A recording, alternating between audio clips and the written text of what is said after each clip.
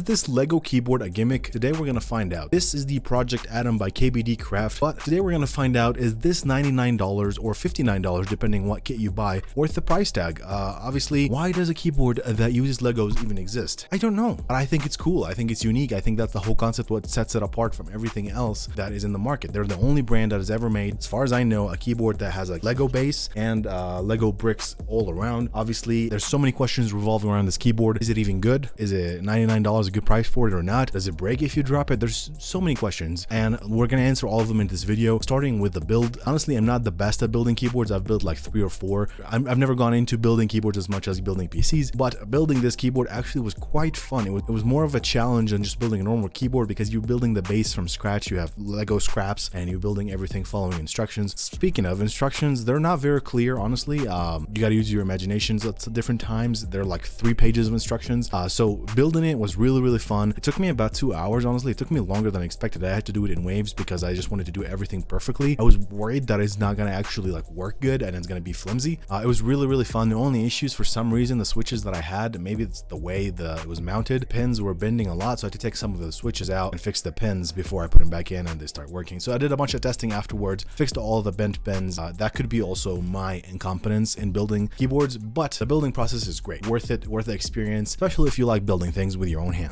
And it comes with a lot of things in the box. In the box itself, you get obviously all the parts they need to build the keyboard. You get the switches, you give you 1 extra switch, and they also give you multiple sets of keycaps, not full ones, just different shifts and enters and everything, so you can use it for different things. Obviously, it's not only restricted to this keyboard. That's why you can buy 2 kits, one the $99 and one the $59. So other than that, in the box, you get actually some really cool knickknacks. You get like 2 little mini figurines out of Lego. Creeper, I think this is what that guy's called, a Minecraft dude. I don't play Minecraft, so don't judge me if I said a bunch of things that are wrong right now. Other than everything they need for the keyboard, they also give you a coiled cable. It's not really a coiled cable. It is coiled, I guess, but it's not like wrapped like normal coiled cables that you would want. It's nice. It's USB-C. Only feature that I think this keyboard can improve on, I wish it had a wireless mode. It'd be really awesome to have it wireless, just because it's such a good looking keyboard. I wish they had a wireless, but it's not. There's no dongle. It's only USB-C. That's everything in the box. You pay $99, you get all of those things. Moving on to the build quality itself, it's more sturdy than you think. I was very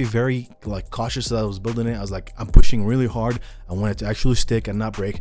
I've like hit this keyboard multiple times. I've made a video about it. Obviously, I haven't raged on, right? I haven't thrown it against the window, because I don't do that with keyboards. So I guess sturdiness wise, it's pretty good. The Legos itself don't fall apart like you would think they would.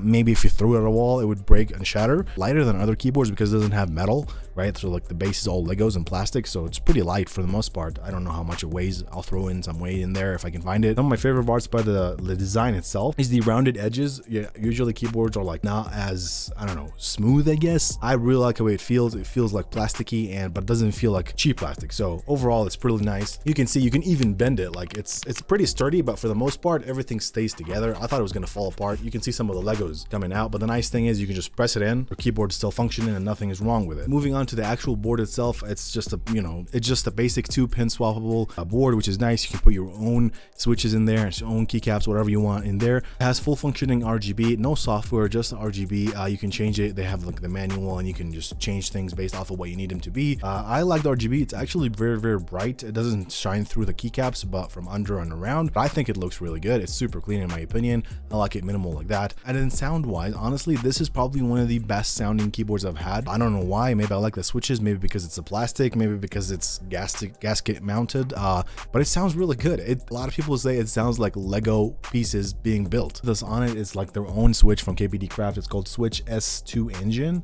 It's pre-lubed, and they also give you lube for lubing the stabilizers before you actually build the keyboard, which is kind of really cool. That's why I think it sounds really good. The keycaps themselves are very thick, very nice material. It looks like it's double. The only thing that I had an issue with, and it could have been just my board or the way I built it, the right side of my board when I first built it, it was not like registering. I had to press the keys really deep, and maybe the way I mounted the gasket was not good. So what I ended up doing is there was a lot of extra foam that came with the package. Just took a few pieces apart, apart, took the backboard off of the keyboard, and I actually just put it in there and then pressed it back on. It's very, very thin. And basically all it did is pushed the board a little bit up. That way when I press keys, I don't have to press far to travel. But again, none of the other content creators that I've seen have this keyboard. I asked multiple, they've had this issue. Nobody had this issue. It was only my keyboard.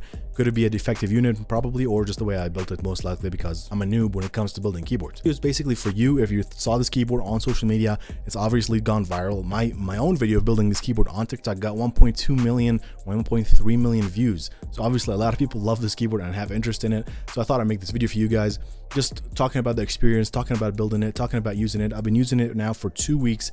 I really like it. I have zero issues with it. Haven't noticed any input delay. Haven't noticed anything not registering. Everything since I built it, it's been perfect. For $99, you get a very good keyboard that is made out of Legos that you can brag about and be like, look, I have a keyboard that's made out of Legos. Pretty unique keyboard, and that's what sets it off from other keyboards around the price range. I'm hoping that these guys from KBDcraft come out with more projects like this, like come out with more keyboards. That would be awesome. A glass see-through one or a bigger one, take EL, or I don't know, just more stuff. And their switches are really good. I'm really hoping they come out with more stuff in the next year.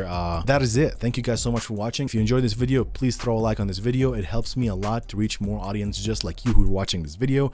And if you want to come along for the journey as I grow as a tech content creator, hit that subscribe button and I'll see you in the next video. Thank you guys so much for watching. And if you have any questions about the Lego keyboard, let me know down below in the description. No, let me know in the comments. The link will be in the description for the keyboard though. I'll see you next time. Bye.